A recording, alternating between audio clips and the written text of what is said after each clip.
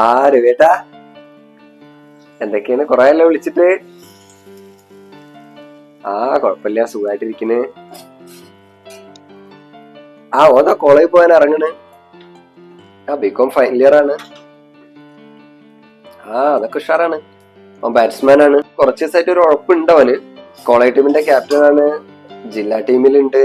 പിന്നെ അതാ സ്റ്റേറ്റിന്റെ സെലക്ഷൻ ട്രയൽസ് വരലുണ്ട്. അടുത്ത മാസാണ്. ഓൻ കേറി പോയിരിക്കും. എല്ലാരും അനുഗ്രഹം വേണം. പിന്നെ ഓള് പോയതിന്റെ ശേഷം ഓനെ അച്ഛനും അമ്മയും ഒക്കെ ഞാൻ തന്നെ അല്ലേ. ആയിക്കോട്ടെ, ഞാൻ അങ്ങോട്ട് വിളിക്കാം എന്നാല് കേട്ടോ. ഓൻ കോളേജിലേക്ക് ഇറങ്ങി കഴിഞ്ഞാല് ഞാൻ അങ്ങോട്ട് വിളിക്കാം. ശരി. മോനെ ദോശ അയക്കണേ. അച്ഛനാ 2 ഷർട്ട് ഒന്ന് അലക്കട്ടെ.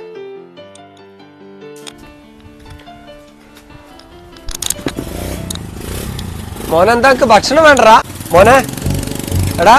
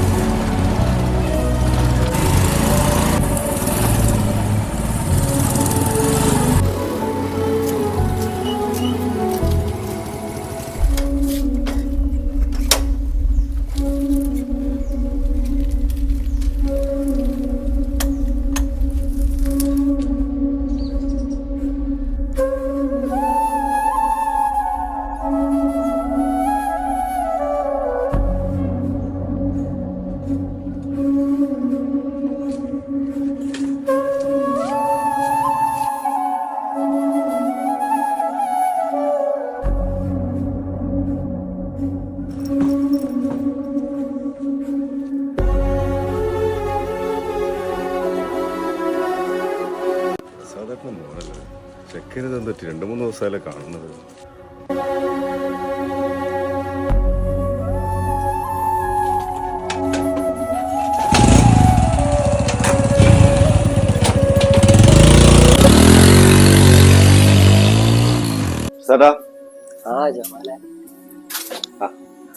ഞാനൊരു കാര്യം പറയാൻ വേണ്ടിട്ടാ വന്നത്. അതായത് നമ്മളെ ജേഷന് ഞാൻ ക്ലബിന്റെ പരിസരത്ത് വെച്ച് കാണുന്നത്. അപ്പൊ 2-3 പ്രാവശ്യം കാണും. ഒരു പെൺകുട്ടിയോട് വളരെ മോശമായിട്ടാണ് സംസാരിക്കുന്നത്.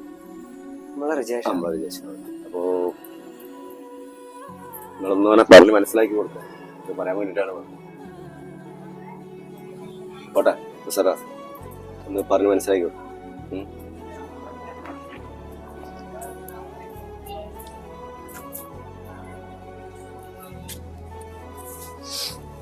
എന്താണ്ടാ 3-4 മാസമായല്ലോ ഇവളെ വൈത്താലം നടക്കാൻ തുടങ്ങിയിട്ട്.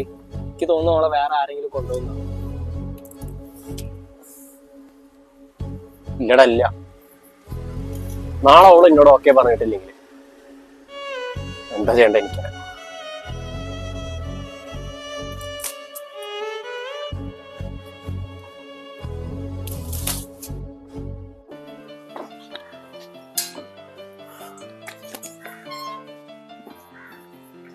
മോനെ എന്താ അച്ഛാ?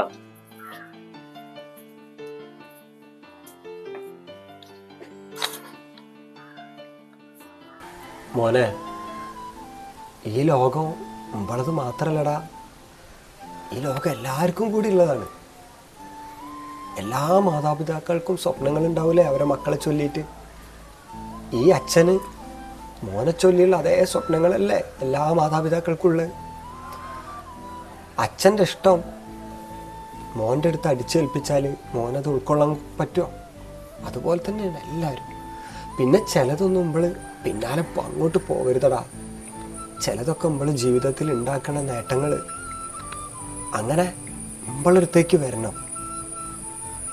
അതിനെൻ്റെ കുട്ടിക്ക് പറ്റടാ, എൻ്റെ മോൻ അതിന് പറ്റും.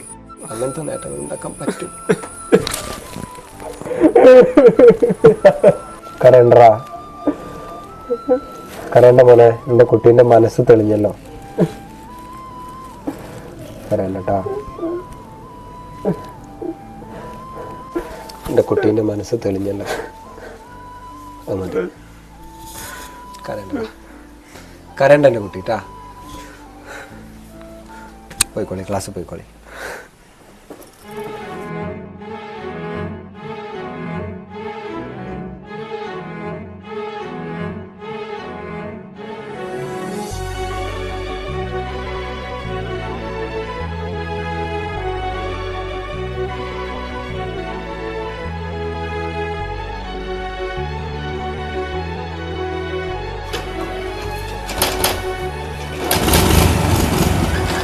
പോയിട്ട്